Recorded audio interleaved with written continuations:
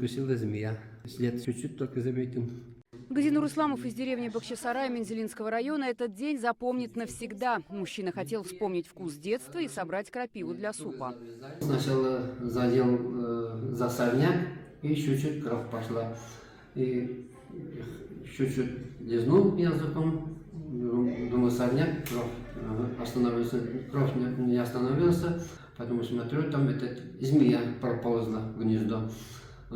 И сразу жжение, и сразу начал опухать. Родные Газинура Исламова наложили ему повязку со льдом и повезли в больницу в Челны. При поступлении мужчина уже задыхался, рука отекла из-за сильной аллергической реакции. Врачам потребовалась неделя, чтобы стабилизировать состояние мужчины. Затем его из реанимации перевели в палату.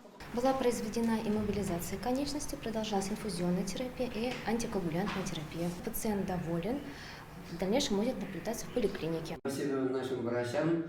Больницы номер 5, что вовремя мне сделали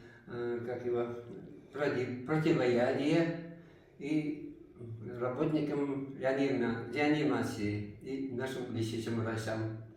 Большое огромное спасибо. Врачи напоминают, при укусе змеи нужно как можно быстрее обратиться за медицинской помощью. Ни в коем случае нельзя высасывать из раны яд, перетягивать конечность тугой повязкой и заниматься самолечением.